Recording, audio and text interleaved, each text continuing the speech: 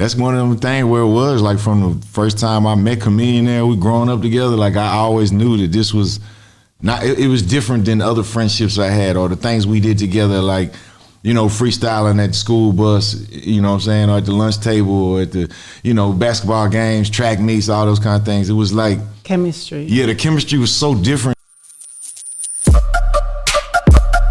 Yeah, we on Boss Talk 101. Yeah, we gonna talk. Man, check it, man. I got a guy here today. First of all, I'm in Houston, Texas. Let me go and say that right now. But I got a guy in here today, man. Listen, this a long-time friend, man. Everybody been asking me when you gonna get Power on here, man. The people champ. He in the building. Yes, sir. What's going on, baby? Hey, thank you for having me. Thank you for having me. Thank you for having me. Thank you Man. for having me. I mean, I'm just excited as you, man.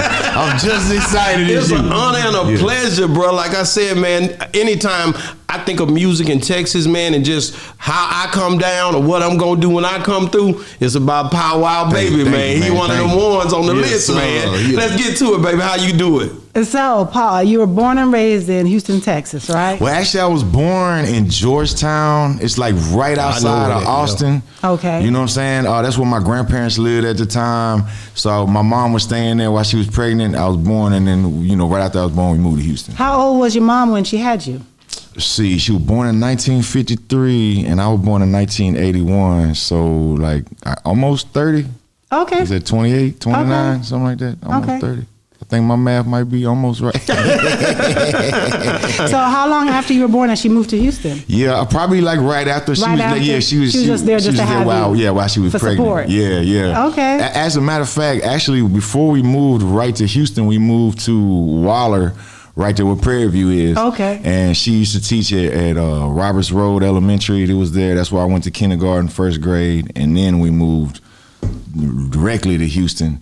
And that's when it's so crazy where me and Chamillionaire moved on the same street, like the same summer. Okay. Yeah, so, yeah. You know what I'm saying? When we go back to school the next, year, you're like, oh, we both moved there. You know what I'm saying? So it was, definitely God's time, and and God put them paths to intertwine.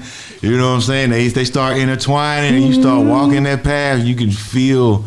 You know what I'm saying? That you're walking in your purpose or God's purpose or whatever just is laid in front of you. And that's one of them things where it was like from the first time I met Chamillionaire, we growing up together. Like I always knew that this was not, it was different than other friendships I had or the things we did together. Like, freestyling at the school bus, you know what I'm saying? Or at the lunch table or at the, basketball games, track meets, all those kind of things. It was like, chemistry. Yeah, the chemistry was so different than, because it might have been a group of 5 or 6 of us. For everybody freestyle, none of us were rappers at the time. We just were, basketball players or playing track, and we just freestyling for fun. But definitely me and Chamillionaire had that chemistry that was like, it was very different than all the other, chemistry that was there. 59 South Lee. Okay, tell me about how was it growing up over there? Well, I didn't grow up over there. I got a journey. You know what I'm saying? Okay. I got cousins over there. Yeah. A guy named Rodney and Reggie over there. I might know them. I know Rodney and Reggie. They're my people over there. I gotta shout them out because that's what they always talk about you. What's up, man? Well, I had a journey. When we moved from there, we moved to Woodland Trails West. You know what I'm saying? Which is right there in Fairbanks, North Houston, 290. Stayed there for a while in that whole area. And then me and Chamillionaire both, when we were 17, we moved to DeSoto. He actually was already living on DeSoto because his mom had moved over there.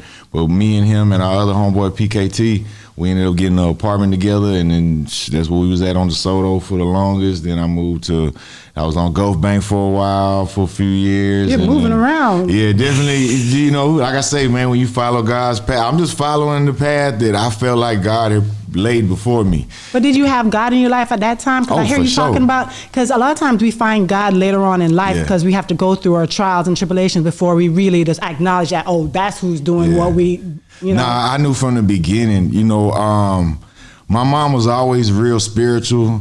But I stole some quarters from her when I was real little. That's my story. You're stealing my story. Go ahead.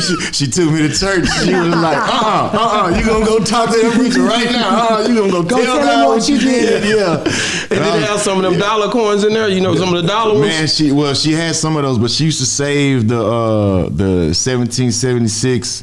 you little commemorative quarters. They were only, The bison toe. yes. The bison And you tails. took I those? took them. I mean, that was, to me, it was like, you know, $4 was $1. So I got, you know, 20 of those. Yeah, I'm like, okay, I got some money right here. But, you know, I realized how it really did hurt her. It wasn't the value in the money. It was the fact that I stole from my mother. I betrayed my mother's trust. And she really was like, man, if you really sorry, you really want me to forgive you, you can go ask God for forgiveness. And then it was. How old were you? I probably was 12, 11, somewhere around there. And that's when my path, and I really just delved deep into just reading the Bible, going to church, associating myself with other people. I always saw myself not, in Texas, it's, we in the Bible Belt, so people can get a little churchy, but they're not really real godly, So I kind of fell into some of that where you real churchy but not very godly. No disrespect to nobody. I know people take it how they want to. I don't mean any offense by that. That's it. But I really did have to bunker down into, what I feel like God's path for me in this life, and not what other people think God's path for me is in this life. And when I felt like God was speaking to me, I listened, Anytime I felt like God was speaking to me, I listened. I asked God, I talked to God, I'm asking God for certain things. And when I ask, they would be giving me, most of the time I wouldn't ask for like selfish things. Like I'm not like, oh, I just want a Lamborghini. Now, if you ask for that, I'm not judging you, but I'm just saying like usually those things like weren't the kind of thing I would ask for, to be happy or, healthy or, things like that. Or I do want a nice house or a nice car, but it ain't got to be the nicest car or the nicest house.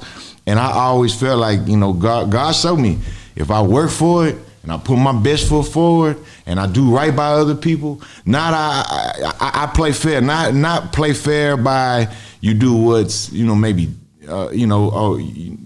you slap me, so I slap you back. All right, well, it's justified. Nah, I don't mean like that. I mean like you treat people how you want to be treated. You know what I'm saying? You give people mercy, show people mercy, because sometimes I'm gonna want people to show me mercy. You know what I'm saying? So even back in the day when I was in middle school, junior, well, really more so high school. When I was in high school, I used to walk around with a Bible every single day. Part of that was because I was reading. I really was studying the Bible. I really was reading the Bible. I felt like it was God's word, so I'm reading the entire Bible, multiple times, front to back. What was your favorite chapter or verse to read? Proverbs is always the ones. All the Proverbs really spoke to me the most. But the one that I always still to this day, I always live by is he who humbles himself shall be exalted, and he who exalts himself shall be humbled. Yeah.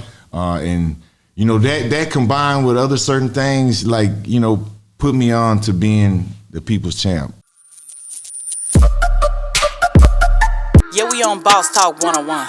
Yeah, we gonna talk.